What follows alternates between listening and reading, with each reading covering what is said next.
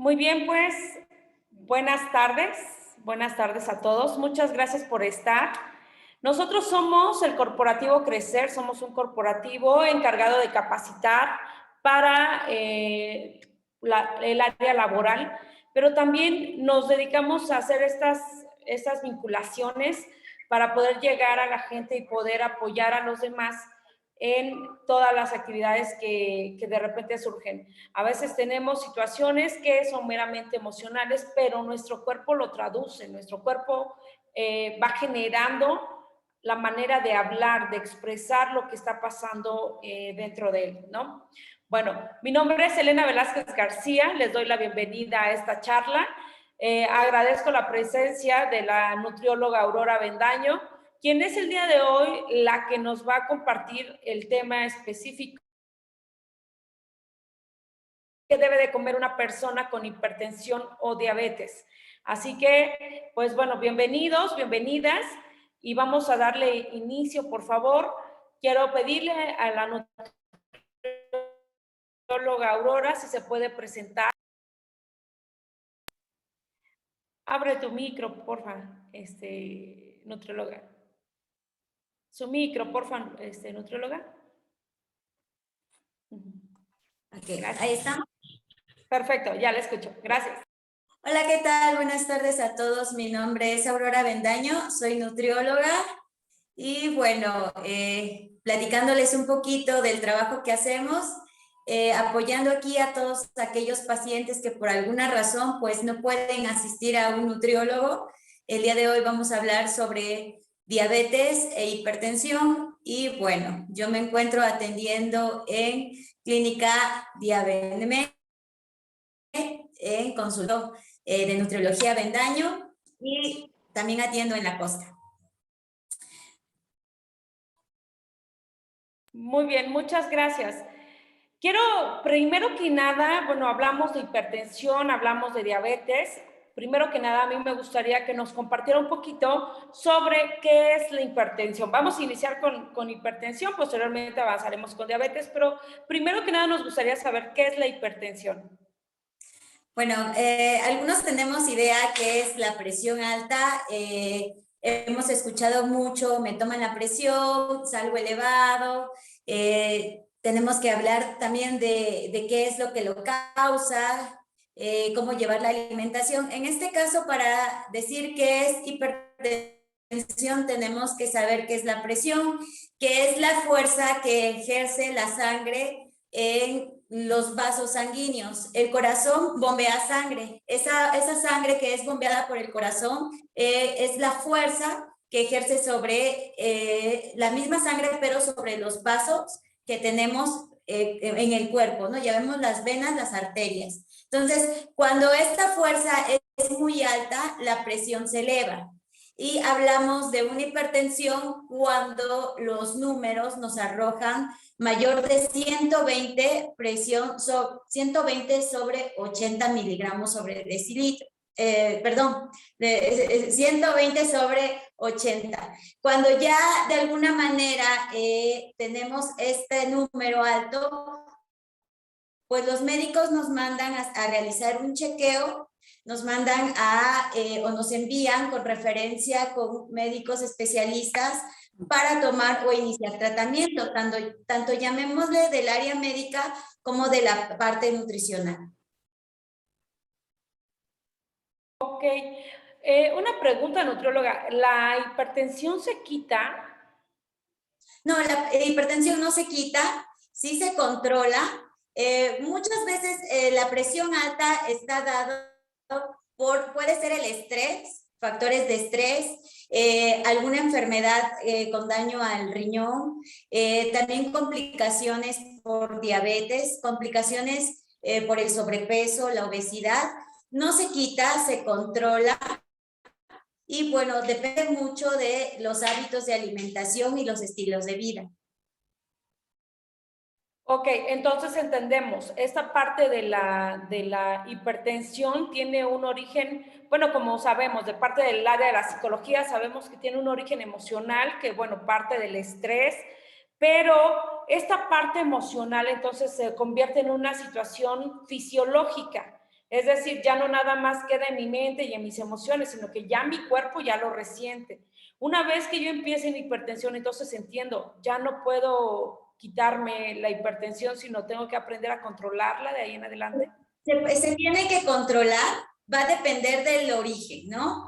Porque si ya tenemos presiones avanzadas, altas, mayores de 140, sistólica sobre la diastólica que es 80, mayores de 140 sobre 90, entonces no se va a quitar, se tiene que iniciar un esquema de tratamiento con el área médica. Obviamente con los medicamentos más las terapias agregadas nutricionales que nos van a ayudar en reducción del sodio. El sodio, pues el consumo excesivo de sales, de grasas, eleva lo que es la presión arterial.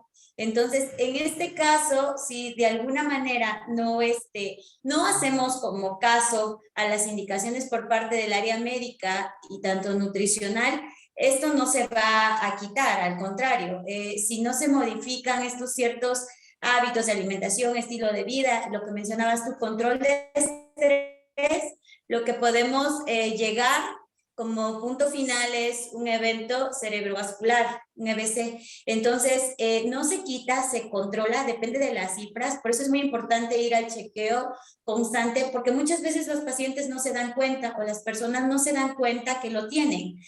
A veces suele ocurrir que te empieza a doler la cabeza, que te sientes mal, que te hormiguean las manitas, los piecitos, pero decimos, bueno, o sea, a lo mejor no se toman la presión y dicen, bueno, se me va a quitar, ¿no? Entonces, cuando ya vamos con un diagnóstico por parte del área médica, ya nos checa el médico, tal vez nos envía a tomarnos la presión en las mañanas, al despertar y vemos que las cifras se siguen manteniendo mayor de 120, 125, van subiendo 130, 140, entonces ya tenemos que tomar ya el tratamiento de control médico y ayudar con nutrición. No se quita, se controla. Ok. En el lado psicológico, pues tendríamos que hablar en el área de psicología, que que indiquen al paciente un tratamiento, no sé cómo le puedan llamar, con el fin de que traten estrés, emociones, ¿no? Puedes que muchas personas están estresadas, hay veces que no los dejan fluir en este caso y bueno, las emociones tienden a elevar, ¿no? Digo, aquí tú eres la experta en esta parte emocional y todo el área de lo que viene con el estrés. Pero en sí, los factores que también la van a elevar va a ser el sobrepeso, consumo de tabaco, consumo excesivo de café y alimentos ricos en sales, sodio y también, bueno, ahorita hablaré de aquellos alimentos que se tienen que modificar o evitar. Perfecto, muy bien. Ahora, en ese sentido, pues sí me gustaría comentarles un poquito sobre el tema de el impacto de mis emociones. Nosotros somos química pura, somos energía, somos materia, por lo tanto tenemos una fluctuación desde la información que entra hacia mí, yo voy a tener una percepción de esa información y esa percepción, ya que pasó por mi cerebro, va a pasar por mi sistema y voy a tener una sensación. Y esa sensación se va a transformar en una emoción. Y entonces voy viendo que la química sanguínea que voy teniendo y la química neuronal, la química en cuanto a todas las sustancias que segrega el cerebro, van a tener este impacto de elevar nuestro ritmo cardíaco, de generar algunas alteraciones en nuestro ser, pero a partir del poder que le estoy dando a las cosas externas. Entonces, es importante que atiendas también la salud mental cuando estás acompañado de este tipo de enfermedades, que son condiciones que al final del día nos están invitando a ponerle más atención a nuestro ritmo de vida, nos están invitando a tener como un poquito más de atención a nuestro cuerpo, incluso al autocuidado. Entonces, bueno, muy bien, nutrióloga, hace rato nos decía, ¿no? Estar evitando el tema del sodio, estar evitando algunos alimentos, pero en sí, ¿cuál es pues como la parte nutricional que debo de estar cuidando? ¿Cuáles son los alimentos específicos que puedo entonces empezar a consumir o que debo de evitar consumir para poder regular mis niveles, para poder ayudarme a mantener el equilibrio en la hipertensión? Bueno, primero que nada es importante mencionar que toda persona o todo paciente que ya esté en este proceso, los que aún no están corroborando todavía con las cifras, tomándose la presión, y aquellos que no tienen este padecimiento, es muy importante asistir a valoración nutricional, primero que nada, para checar en base al peso, a la estatura, a los porcentajes de grasa, porcentajes de músculo, qué indicación se va a brindar. En base a esto se diseña un plan de alimentación basado en una dieta hiposódica. Se le llama hiposódica porque es baja cantidad sodio de sal. Entonces, ¿cuáles son los alimentos que deberíamos evitar si tengo la presión alta o estoy en el proceso que me enviaron a monitorear para de alguna manera descartar este punto, que no haya sido también por un estrés pasajero, porque también se confunde, ¿eh? O sea, se confunde en algún momento, a lo mejor en ciertos episodios modificables, pero cuando ya están en un tratamiento ya como tal, de presión alta, que ya usan medicamentos, que ya llevan un esquema bien establecido, pues hablemos que tenemos que modificar hábitos nutricionales, evitar la sal, evitar embutidos, evitar salchichas, evitar jamón, salsas que tienen alto contenido de sodio. Por lo regular, las salsas y los alimentos industrializados o empaquetados tienden a decir mucho la leyenda alimentos ricos en sodio. Y ahorita lo vemos mucho en las nuevas etiquetas que traen los alimentos, que viene exceso de sodio o exceso de sal, exceso de glucosa, de azúcar, perdón, exceso de lípidos o de grasas. Entonces, vamos a evitar los excesos de sales, que es el sodio, el famoso sodio.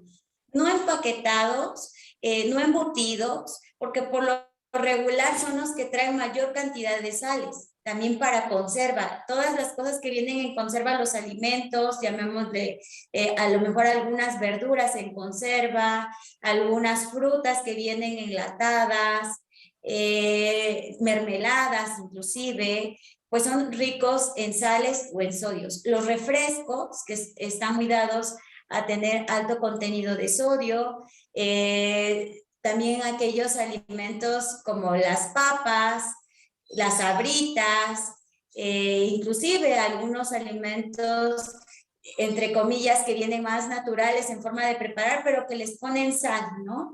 Los cacahuates. Entonces, todos estos alimentos se tienen que disminuir. En algunos casos se puede contabilizar dentro de la dieta. Al asistir con nutriología, se puede contabilizar el número de sodio que va a tener la alimentación, la cantidad de sodio que va a tener la alimentación, pero esto ya sería un esquema más personalizado.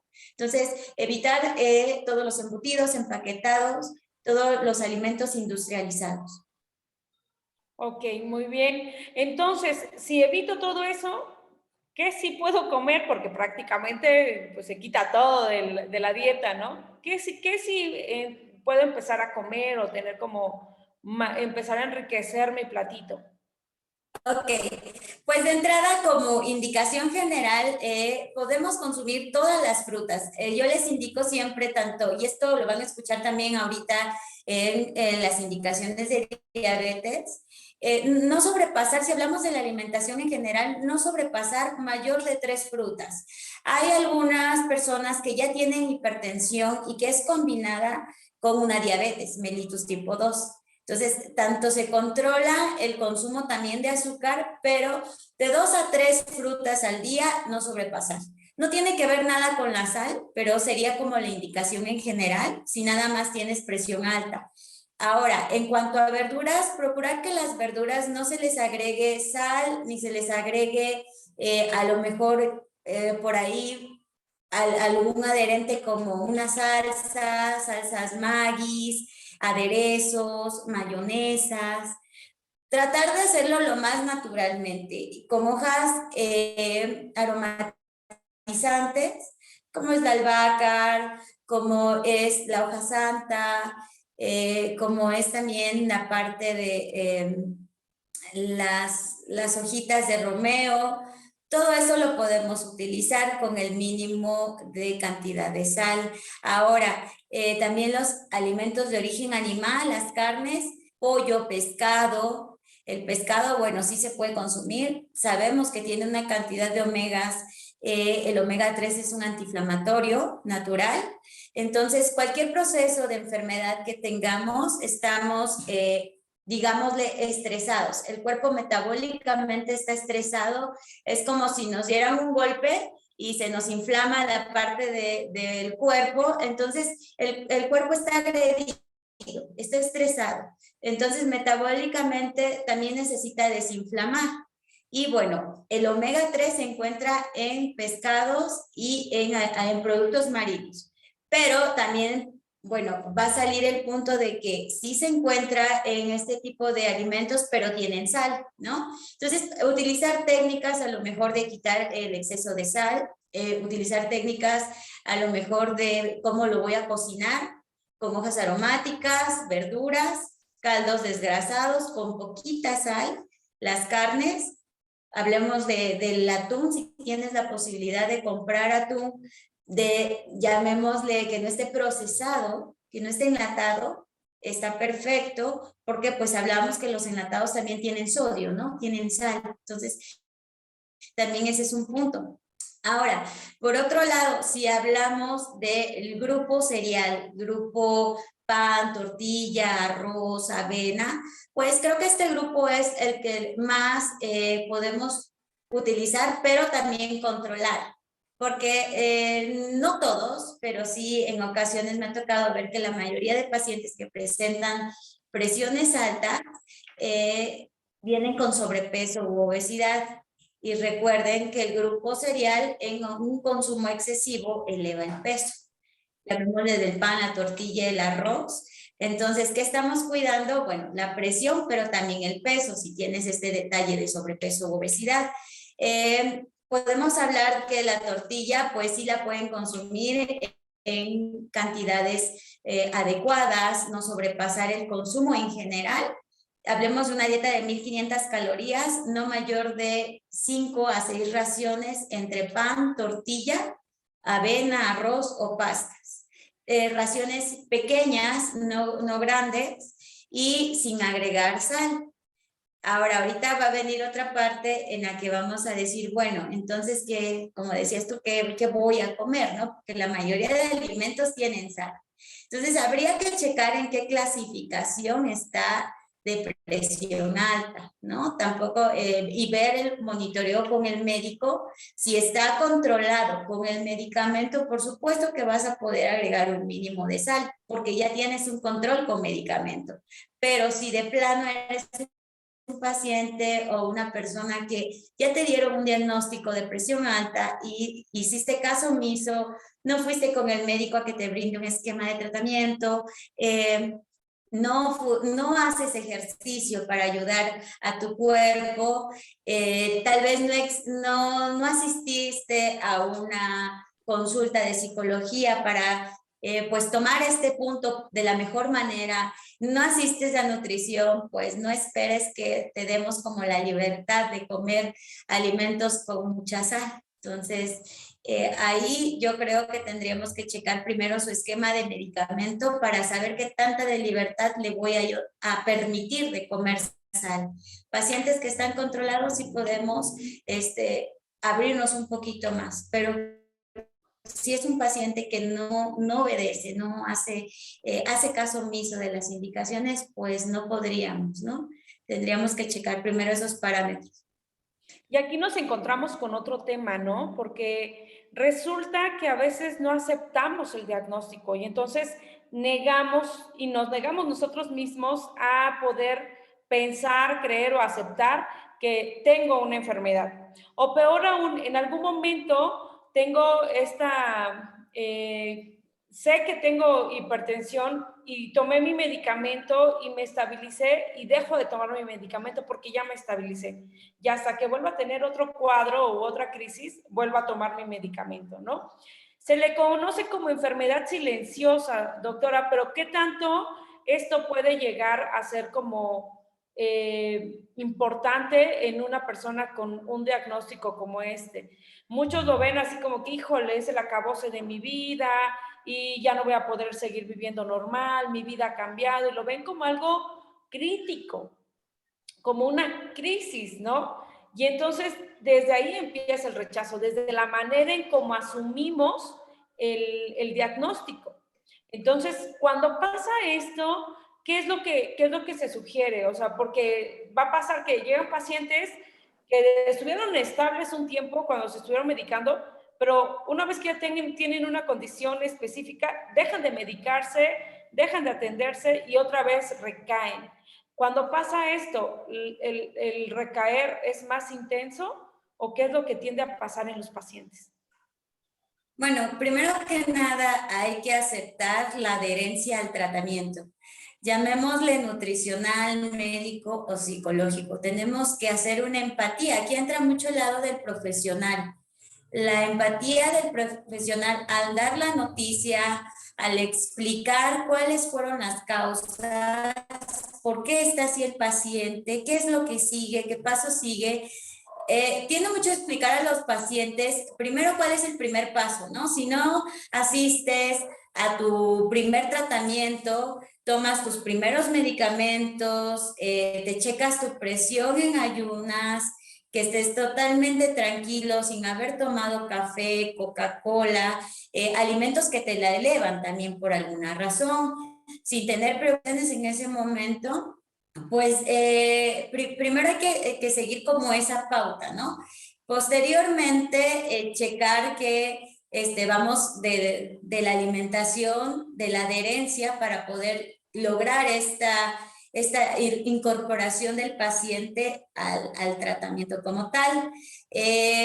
Sabemos que no todos somos conscientes de la magnitud que puede tener esto, del impacto, como tú decías, una enfermedad silenciosa en cualquier momento si el paciente no toma como los escalones correctos, asistir al médico, empezar a cuidar su alimentación, el ejercicio, manejar su estrés.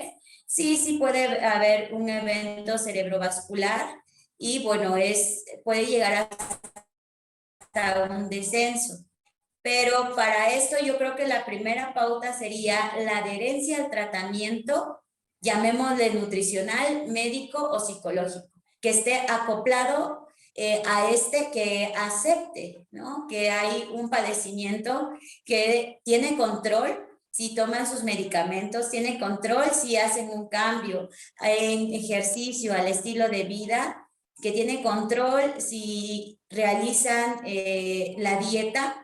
Sí lo va a tener. Sí, siempre les digo, si hay una solución, estamos del otro lado. Mientras exista la solución, todos los pacientes pueden tener un buen camino en este proceso. Mientras ya no exista solución, pues estaremos en problemas. Y esto también viene muy dado con diabetes, ¿no? Que se espantan. Ahorita vamos a hablar de insulina cuando les dicen que ya les van a aplicar insulina. Pero es como todos, me voy a saltar un poquito a ese paso, a ese tema, porque si ya te dijeron que tenías una presión elevada y hiciste caso omiso, dijiste a lo mejor fue por un susto, porque tembló, porque tengo estrés, porque me enojó mi hijo, porque me enojó mi esposo, porque me enojó la comadre, ¿no? Porque me toca mucho esos temas en consulta, ¿no? Y pues hice caso omiso, total, mañana se me quita y amanezco bien. Y al otro día otra vez, a lo mejor se sienten cansados, se sienten mareados, les duele la cabeza y bueno, hasta como 3, 4 días posteriores asisten al médico, toman a lo mejor unos días el medicamento, otros días lo abandonan y van jugando con la presión, las alzas, o sea, la modifican con el medicamento, les vuelve a elevar. Entonces, es más que nada ya va a ser un estilo de vida. El tratamiento ya va a ser un estilo de vida, una adherencia y un acoplo a esto. Mientras que un paciente, y viene la parte psicológica, Elena, mientras un paciente no tenga la intención de modificar la patología, la enfermedad, el cuadro que le diagnosticaron, no se va a poder caminar de la mano con él. Es imposible. es imposible y siempre ellos tienen que tener la primera pauta porque ellos van a tener el control sobre lo que se va a dejar venir en el futuro, ¿no? Si no se cuidan. Claro que sí, aquí hablamos de un tema principal que es acepta, ¿no? Entre más estamos rechazando, entre más negamos la existencia de un padecimiento en nuestro cuerpo, o sea, el que tú lo ignores, el que tú no le hagas caso, no quiere decir que va a desaparecer, al contrario, va a acrecentar.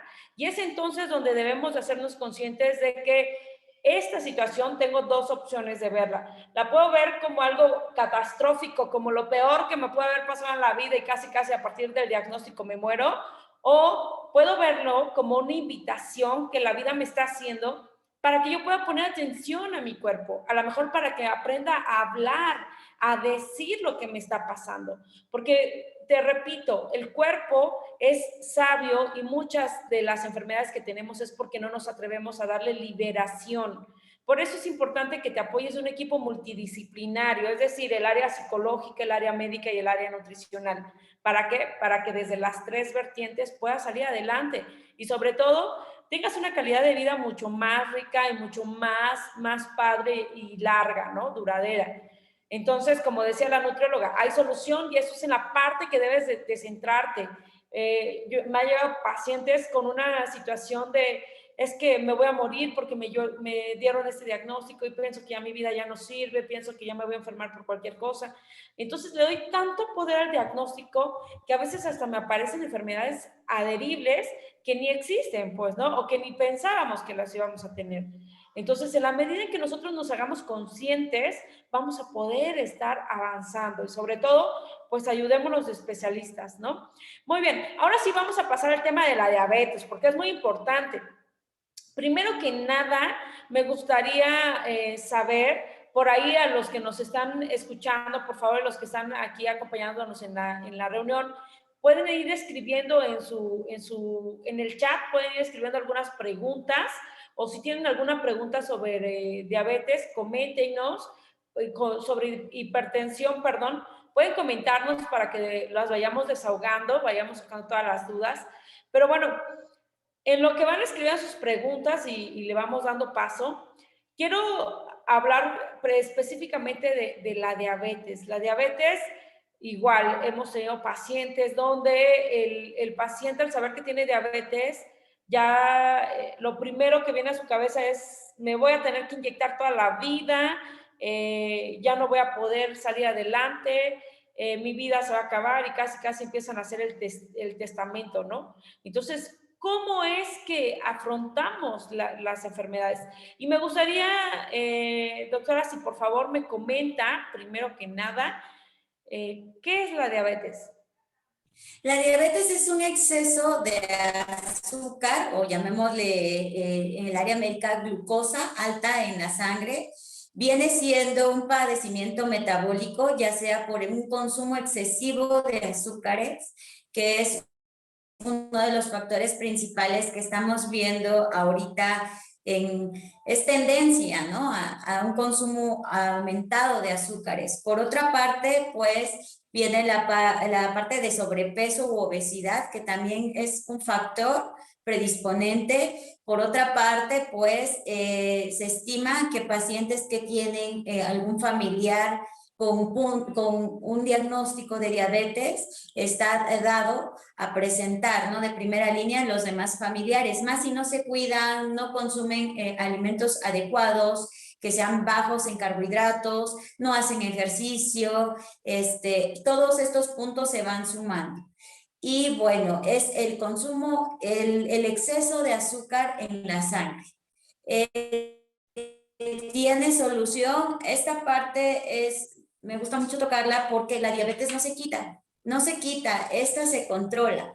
Y viene muy dado con la parte de prediabetes, porque llegan al consultorio y me mencionan, bueno, es que yo tuve azúcar alta, en un tiempo tuve azúcar alta y ya se me quitó y mire, traigo los estudios y me sacan los estudios, ¿no? Tal vez no estabas diagnosticado o diagnosticada como tal con una diabetes, pero sí con una prediabetes, con una glucosa a lo mejor al límite de 100, 105, 110, y que varía, ¿no? Porque a veces nos dan el diagnóstico de que tenemos glucosas altas y tiende a pasar que algunos profesionales de la salud les dicen a los pacientes, mire, quítele el azúcar, quítele las tortillas, ya no coma mucho pan, y con eso se le quita, se modifica, con eso ya. Entonces el paciente se va con la idea de que nada más quitando eso ya se le quitó. Entonces hay una gran diferencia entre ya una diabetes establecida y una prediabetes.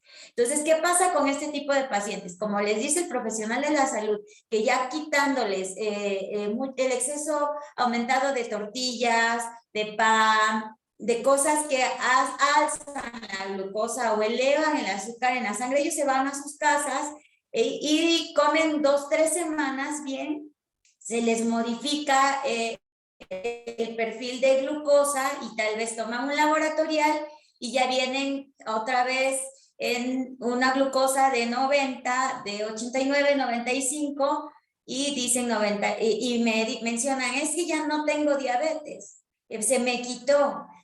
Es la diferencia de la diabetes, es la prediabetes, o sea, que están en el límite, que si yo diagnostico una diabetes a partir de 110, 115, 120, y después me hacen un laboratorial, pero yo corrí a modificarlo, ya entra en un 99 o un 100, me dicen, bueno, y es que ya se me quitó, es que estoy como en el límite. Sí, estás en prediabetes. Entonces, la prediabetes, el siguiente paso es ya diagnóstico como tal, como diabetes, ya repetidas alzas de glucosa, pero para diagnosticar eso necesito de hacer de muchos análisis. Yo te invito a que si ya te dijeron que tienes una alza de azúcar, para mí, los libros, profesionales de salud, les marcan que hasta inclusive 100, laboratoriales 105, 110, 112, 115. Si ya tienes para mí un 99 miligramos sobre decilitro, un 95, es porque ahí ya hay algo. O sea, no esperes a que tu glucosa o tu azúcar, cuando te extraen un poco de sangre, ya te estén comentando, bueno, es que estás normal. Sí, estás normal, por supuesto, no tienes una elevada glucosa, pero ¿qué esperas si ya tienes un 90? Le sumas unos 10 puntos para llegar al número 100. Ya estás entrando en prediabetes en 100, 103, 104, 105. Entonces, cuando ya estamos entrando en un 90, para mí ya es un predictor que ese paciente algo está haciendo mal, por eso es que está en 90, 95. Ni se diga cuando traen 98 o 99. ¿Cuánto falta para el número 100? Ya falta poquito, ya está al límite. Entonces, para mí, desde que ya traes una azúcar, desde 90, llamémosle azúcar, porque muchos dicen el azúcar, no la glucosa. Bueno, azúcar o glucosa en la sangre, cuando ya traes 90, 95, bueno, ya es un predictor. Entonces, algo está pasando. O modificas tu alimentación, tu estilo de vida, tu consumo excesivo de carbohidratos, o no esperes que en 2 semanas, ejemplo, que venga el Día de Muertos, te comes un chocolate, te tomas un chocolate, un pan, a lo mejor las ofrendas dulces que ponen en el altar, pues hacen hiperglucemias. Y después ya se van elevando conforme va pasando el tiempo. Entonces, si ya te dijeron que estás en prediabetes, ya es tiempo de corregir el azúcar como si estuviera normal, no se quita. Prediabetes, corregir como si estuviera normal. Viene mucho dado que la corrigen y dicen ya se me quitó y vuelven a comer otra vez y les vuelve a dar la alza. No es que se haya quitado, se controló, pero tuviste una fiesta, tuviste un evento y la alzaste otra vez, alzaste glucosas. Entonces, prácticamente esto va de comer sí o sí bien, sí. Y bueno, hablando ya del punto de diabetes, ahí ya el control, los 3 pasos deberían de ser ya control, como si como si fueras un paciente con diabetes. De hecho, había un doctor que nos decía a nosotros como alumnos, todos los mexicanos deberíamos y toda la humanidad deberíamos de comer como si tuviéramos diabetes, como si fuéramos pacientes con diabetes. ¿Por qué? Porque muchas veces clasificamos también, es que tal persona es diabético. No, señores, no es diabético. El paciente tiene diabetes. No es esa etiqueta de es diabético. Tiene diabetes, o sea, la persona tiene azúcar alta en la sangre. Entonces, todos deberíamos de comer así, ¿sí? Con alimentos controlados en azúcares, sin exceder en panes, en chocolates, en refrescos, en excesos de tortillas, en excesos de pastas, en excesos de frutas. Todos deberíamos de comer así. No nada más los pacientes con prediabetes, no nada más los pacientes que ya tienen un control de glucosas, ¿no? Entonces, ya nos alargamos un poquito ahí en esa parte. Si ya te dijeron que estás con prediabetes, bueno, es hora de checar cómo vas a normalizar esa glucosa con la alimentación.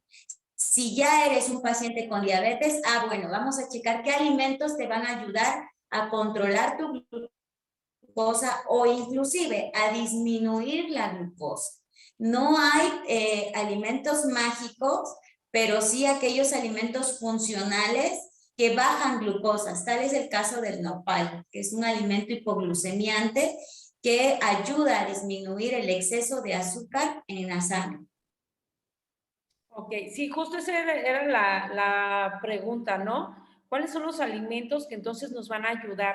Vemos que igual tenemos que tener como una dieta balanceada, una dieta restringida, creo yo, mucho más, ¿no? ¿Qué pasa cuando nosotros empezamos a tener como en esa prediabetes, que de repente hay un azúcar elevado o una glucosa elevada? ¿Qué podemos hacer en ese momento, no? ¿Cómo atender esa prediabetes? Ahorita que comenta, está el nopal a lo mejor no sé cómo lo sugiere, en jugos, en ensaladas, no sé. ¿Y hay algún otro alimento que nos pueda ayudar a bajar? Ok, bueno, primero, si no tienes como la posibilidad de asistir a nutrición, te comento en breve.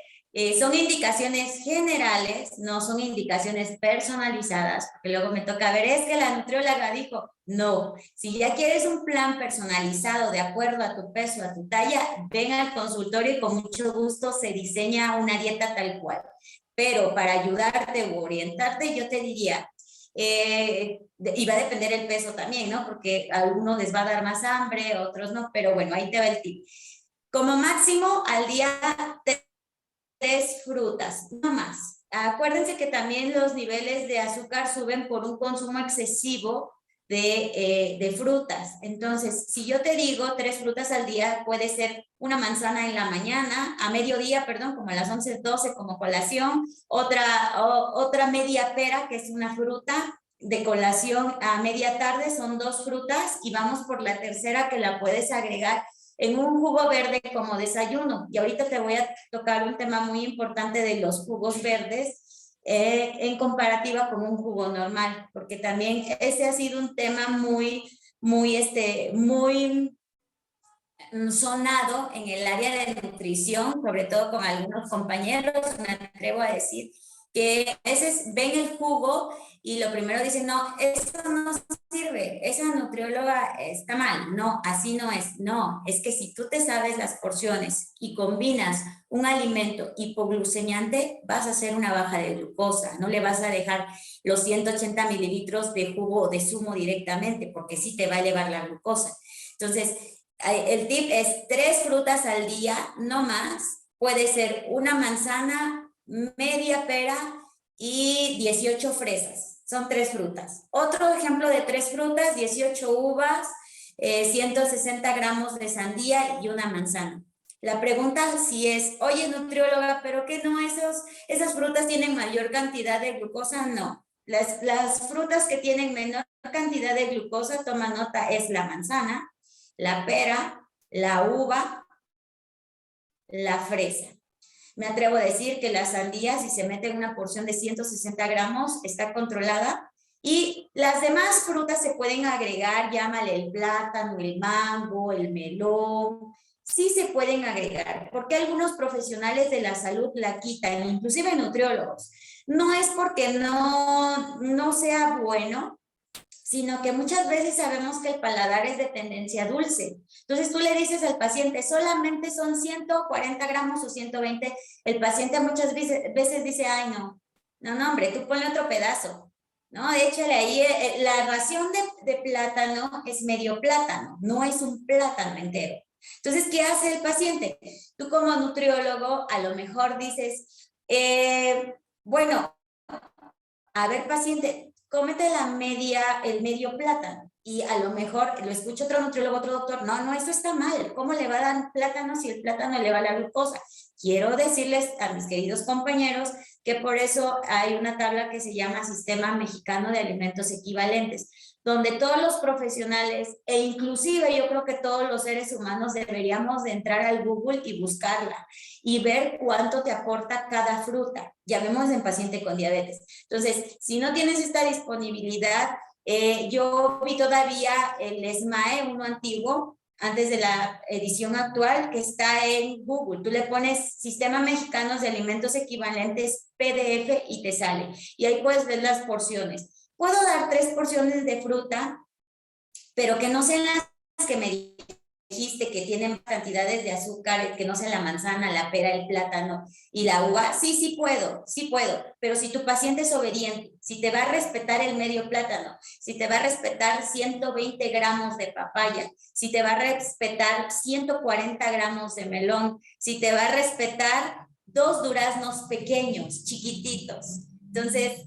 si te los va a respetar, adelante, ponle esos alimentos. Si no, mejor ni te atrevas a ponérselos porque vas a alzar glucosa. Y es que ahí nos encontramos con otro tema, ¿no? El autocontrol, o sea, ¿de qué forma me puedo controlar? Ya que, o sea, el mango que es delicioso, o sea, sí me como una rebanada, pero también me voy por la otra y también por el huesito. Y entonces va pasando que de repente nos dejamos llevar por los sabores y no nos medimos. Pero ahí también entra la parte del autocontrol, que tanto puedo medirme y restringirme a comer solo lo necesario, solo lo autorizado, para que de esta manera yo pueda tener como una fluidez más amplia y lo más padre, que tenga un impacto muy positivo en mi vida, el poder tener una dieta balanceada, el poder acompañarlo de ejercicio físico, el poder acompañarlo de salud mental también y emocional. Y entonces voy viendo que puedo empezar a tener como un equilibrio en mi vida, pero tengo que reeducarme, hacer esto que se llama un rediseño, ¿no? Es como el volver a iniciar, pero desde una conciencia plena de qué es lo que realmente necesito y cómo me puedo ayudar, ¿no? Bueno, también quisiera saber, ¿qué alimentos, ahorita me comentaba, ¿no? Esos alimentos que pueden estar siendo bajos en azúcar, pero nada más como la manzana, la uva, la pera, ¿no? Y los otros alimentos que si nos excedemos, pues obviamente nos van a estar elevando, ¿no? Ahora, hablamos de las frutas. Ahora vamos con otro grupo, verduras, brevemente. Verduras, me ha tocado mucho, no estoy de acuerdo. Hay muchas cosas que yo creo que tendríamos que hacer un consenso como nutriólogos. Me van a odiar. Ay, no es cierto. Estoy muy en desacuerdo y yo creo que si ya estás haciendo un plan de alimentación personalizado, me ha tocado revisar dietas en donde prohíben la zanahoria.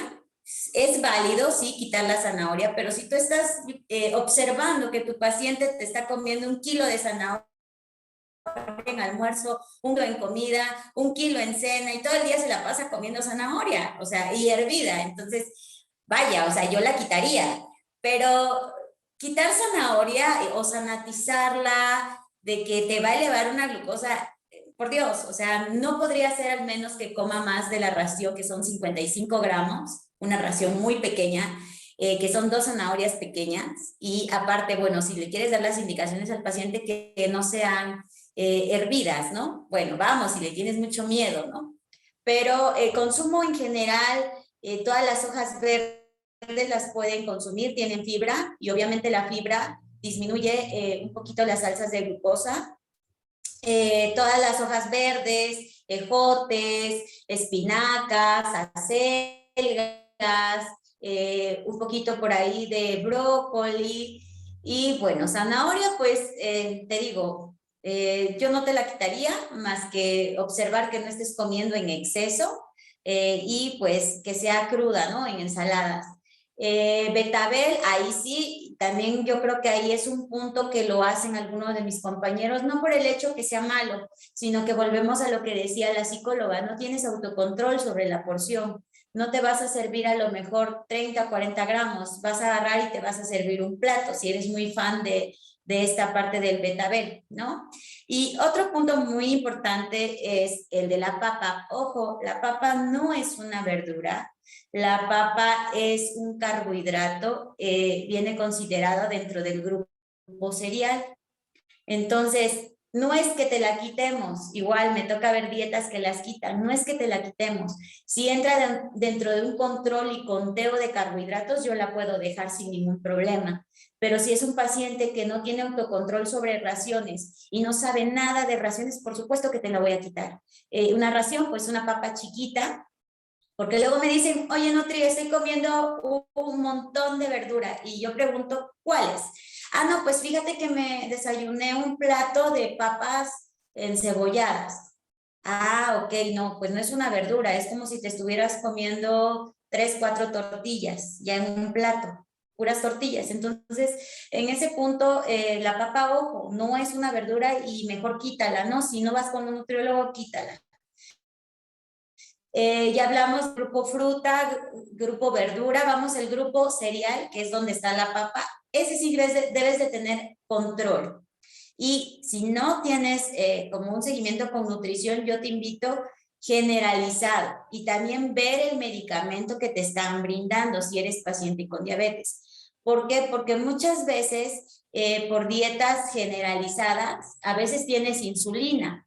Entonces, las insulinas lo que van a hacer es disminuir la cantidad de carbohidratos en la dieta. Y si yo te recorto, por ejemplo, carbohidratos entre tortillas, pan, arroz, o sea, no vas a tener que bajar con la insulina, no va a haber azúcar y te vas a sentir mal con hipoglucemias, bajas cantidades de azúcar en el cuerpo. Entonces, 2 tortillas en almuerzo pequeñas, 2 en comida pequeñas y tal vez 2 puntitos de grupo cereal que puede ser el pan tostado en la noche.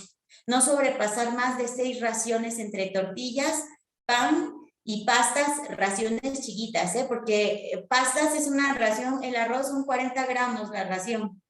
Y resulta que pues se ponen un plato de esos de boda de Oaxaca, de los grandotes, llenos de arroz, y no es así. Ahí van muchas raciones de arroz. Entonces, son cantidades pequeñitas. El arroz es una cantidad pequeñita, las pastas es pequeñita, y las tortillas, la ración de máquina. Pan tostado sin azúcar o pan amarillo sin migajón y sin miel y sin azúcar.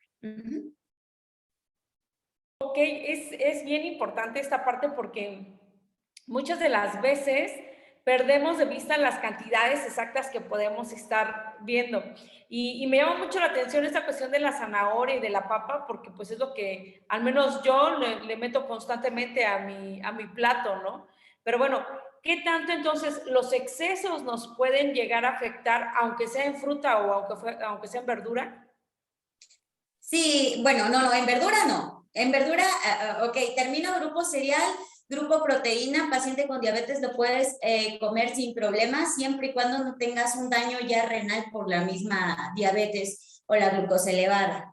Entonces, si ya tienes un daño renal y el médico te dijo que va a controlar proteínas, no puedes darte el lujo de comer exceso de proteínas. Va a depender del médico, ¿no? Grupo lácteo, sí puedes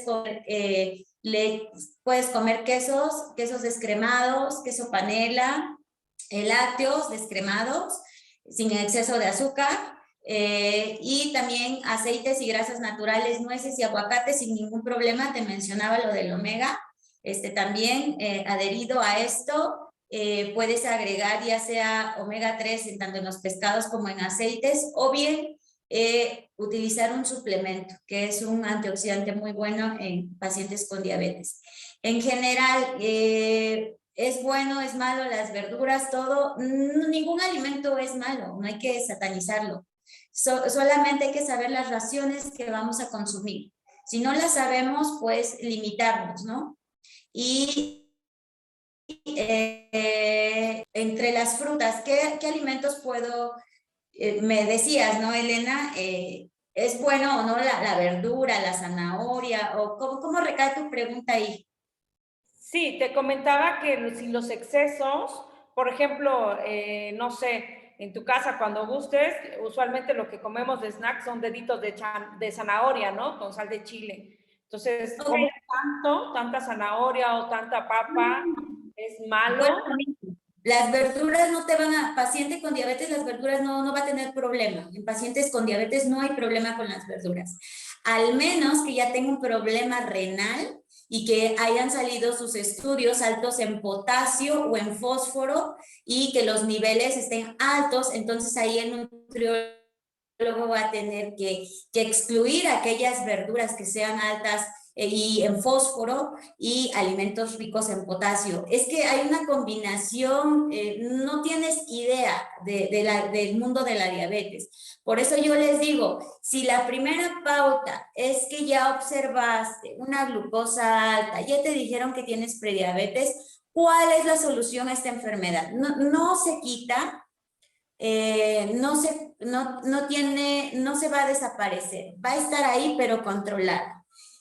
La primera pauta de tratamiento es medicamentos orales, tabletas. Esa es la primera pauta, salir con tu metformina, glibenclamida, dependiendo del esquema médico que te brinden.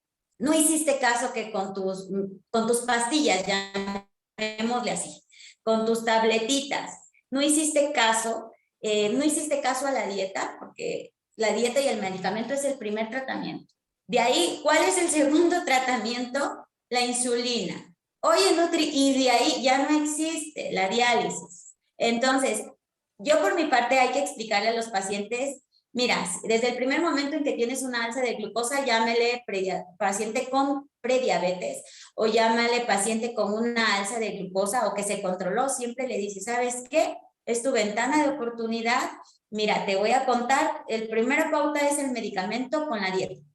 Tú me ignoras, no me haces caso, bueno, te veo aquí en 2, 3 meses y vamos a hablar de insulina. Nos ignoras a nosotros y no te pones de insulina porque la comadre te dijo que se te va a ir la vista, que te vas a sentir mal y que la insulina te va a matar, pues nos vamos a ver en la hemodiálisis, en la diálisis. Entonces, ese es el final. Por no hacer caso desde un principio a sus medicamentos orales, al chequeo constante de nutrición, a sus chequeos constantes de glucosa capilar en el dedito, estarse checando en ayunas la glucosa, ver que esté controlada, hacerse sus monitoreos de glucosa en ayunas, sale en laboratorio. Entonces, todo esto va de la mano, pero muchas personas se dejan. O sea, ya me salió la glucosa alta. Ok, sí. Seguramente esta semana voy a caminar, como muchas verduras y se me quita. Pues sí, se te baja un poquito, pero vuelve a hacer una alza en una fiesta o luego me dicen que por un susto subió la glucosa. Eso no es cierto. O sea, rompiste el patrón de disciplina que había de alimentación. Entonces, en diabetes todos los alimentos sí son permitidos, pero en cantidades pequeñas. Ya con un diseño de dieta o tratamiento no establecer cuánto vas a comer de cada uno. Ya en una diabetes complicada, con problemas de alzas de algunos elementos, fósforo, potasio, ya daño al riñón, esa es una dieta, imagínense, si no se controlaron de primera instancia, esa ya es una dieta más estricta todavía. Y sucesivamente. Entonces, si ya estás en control, hazle caso a tu nutriólogo. Si no estás en control, toma las indicaciones generales de comer mucha verdura, contar tus frutas, no más de 3. Entre tortillas y pan tostado, te sugiero 2 tostadas en la mañana, 2 en comida, 2 en cena, o al revés, cambiar los 2 puntos de tostadas por 2 panes tostados y nada más. No agregar mermeladas, no agregar azúcar de mesa, azúcar mascabado, miel, panela, porque luego me dicen eso, oye, miel, panela, azúcar mascabado. No, porque al final de cuentas es azúcar. Te sugiero como máximo de 2 a 3 sobres de stevia al día, o si no te gusta esto, pues simple o edulcorante. Esto con el fin pues de poderte ayudar. Si ya necesitas una ayuda más personalizada, pues vas a tener que asistir a nutrición. Perfecto, muy bien. Muchas gracias, nutrióloga Aurora. Quisiera saber si hay por ahí algunas preguntas con respecto a este tema. La verdad es que es muy interesante y es una información que, bueno, creo que esa información no se ve en la tele o no se tiene así como tan a la mano. Es una información sumamente valiosa y pues yo agradezco su tiempo, nutrióloga, agradezco mucho lo que nos acaba de compartir y solicito al staff que termine la grabación. Muchas gracias.